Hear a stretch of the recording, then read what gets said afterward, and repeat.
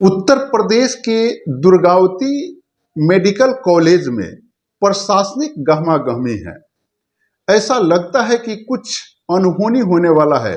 प्रशासन इस तरह से विस्तृत ढंग से वहाँ व्यवस्थित हो गए हैं कि कुछ ना कुछ यहाँ अनहोनी होने वाला है। उसी तरह गाड़ी गुंगियाते हुए वहाँ कुछ गाड़ियाँ पहुँचती है और उसमें से एक व्यक्ति को हॉस्पिटल में ले जाया जाता है, एडमिट कराया जाता है और उसके बाद एक रिपोर्टें आती है कि उस व्यक्ति का मृत्यु हो गया है।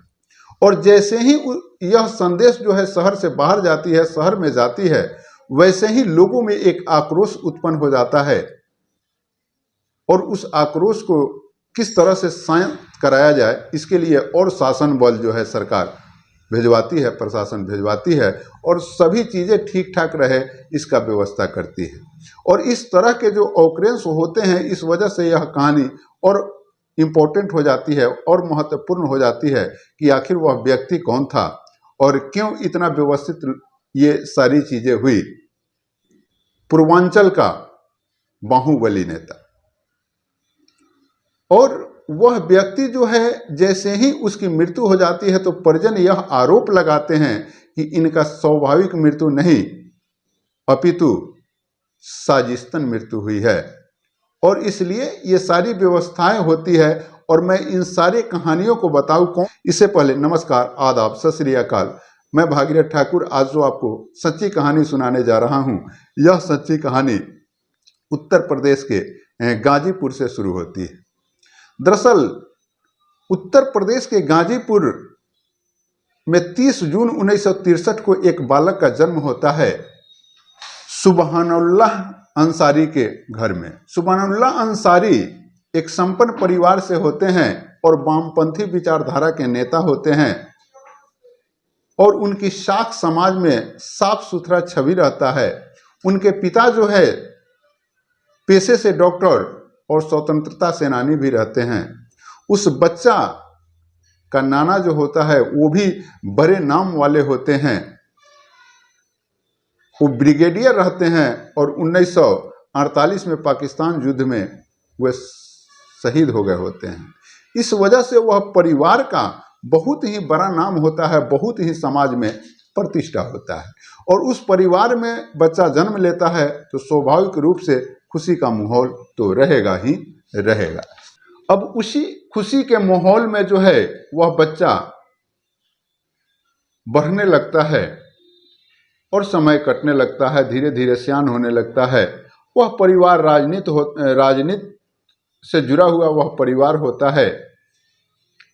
उस बालक के पिता उस्मानुल्लाह जो होते हैं वह 1971 में एक निर्विरोध ही चुनाव जीत जाते हैं और इस तरह से उनके साख में और बढ़ोतरी होती है। वह लड़का धीरे धीरे बड़ा होता है और हाई स्कूल का पढ़ाई पूरा करता है। अब जो है वह इंटरमीडिएट कॉलेज में एडमिशन कराता है और आगे सारे चीज़ें बड़े आराम से चल रही होती है। पैसे की कोई परेशानी उस परिवार में नहीं होती है, एक अच्छे परिवार से होता है, इसलिए उस लड़का का रहन सहन भी थोड़ा सा स्टैंडर्ड होता है। उसका दोस्ती जो होता है वो भी थोड़ा सा पैसे वाले लोगों से ही ज़्यादा होती है। और इसी बीच उस लड़के का मुलाकात, उस लड़के का दोस्ती जो है साधु सिंह गिरोह से हो जाती है और साधु सिंह गिरोह में वह बड़े ढंग से एडजस्ट कर जाता है और जैसे ही एडजस्ट कर जाता है साधु सिंह के साथ मिल करके वह बड़े बड़े घटनाओं को अंजाम देने लगता है और धीरे धीरे जो है पूर्वांचल में वह प्रसिद्ध होने लगता है। और जैसे ही प्रसिद्ध होने लगता है तो दूसरे गैंग के यानी कि ब्रजेश सिंह गैंग से उसकी अदावत चलने लगती है और जैसे ही ब्रजेश सिंह गैंग से अदावत चलती है तो दोनों के बीच बहुत ही टसल होता है और दोनों अपने अपने गैंग में अच्छे खासे गुर्गे व्यवस्थित करते हैं। अब पूर्वांचल में जो है सरकार की नहीं अपितु इन माफियाओं की ही सरकार चलती है और उन सारे सिस्टमों में जो है ब्रजेश सिंह गैंग पीछे पड़ जाता है और मुख्तार अंसारी का गैंग जो है आगे बढ़ जाता है। और अब सिलसिला शुरू होता है दबंगता का, रंगदारी का, जमीन कैप्चरिंग का। इस तरह से अब ये भूमाफिया भी बन जाते हैं। जमीन के खरीद फरोख्त की भी धंधा होती है, जबरन जमीन कब्जा करने की भी धंधा होती है, और इस तरह से ये अपराध के दुनिया में एक ऊंचा मुकाम हासिल करने लगते हैं। और अब साधारण मुख्तार अंसारी से यह बाहुबली मुख्तार अंसारी बन जाते हैं। जब ये सारी घटनाएं हो रही होती है तो स्वाभाविक है कि कहीं ना कहीं कुछ व्यवस्था होगा। इसी बीच इनके बाहुबलिता में ही इनके भाई 1985 में विधायक बन जाते हैं। परिवार राजनीति तो है ही है शुरू से।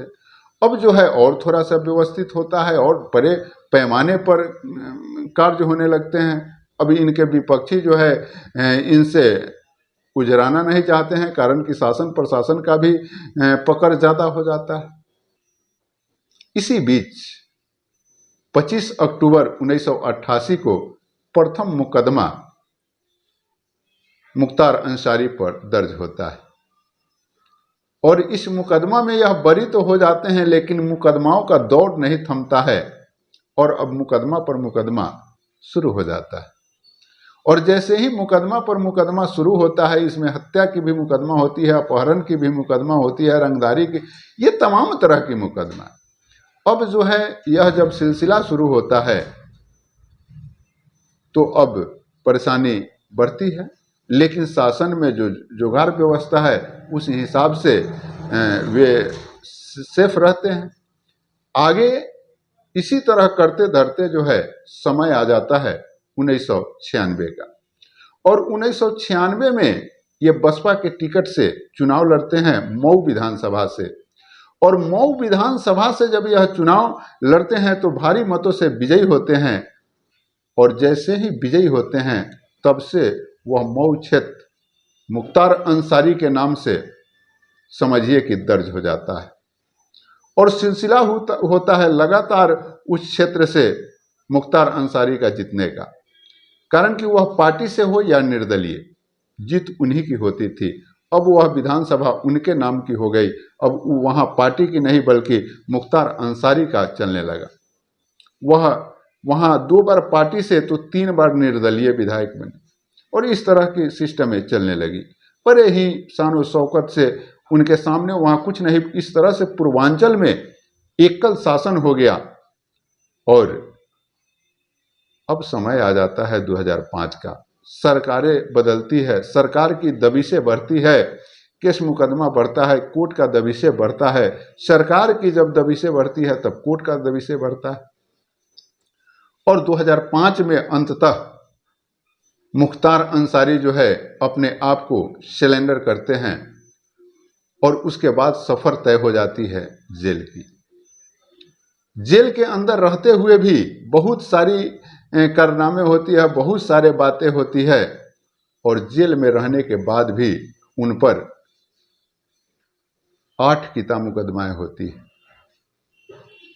और चर्चा की बात सुने तो मुख्तार अंसारी जेल में रहने के बाद भी चर्चा का विषय बने रहे, और पूर्वांचल में उनके नाम का जो है डंका बजते रहा। बेटा, अब वो जेल में है तो बेटा विधायक बनने लगे। इस तरह से पूर्वांचल के लोग में उनका प्रेम कम नहीं हुआ। अब इसी बीच समय आ जाता है 28 मार्च 2024 का। 28 मार्च 2024 को अचानक उत्तर प्रदेश के दुर्गावती हॉस्पिटल में प्रशासन की व्यवस्था होने लगती है, चाक चौबंद व्यवस्था होने लगता है।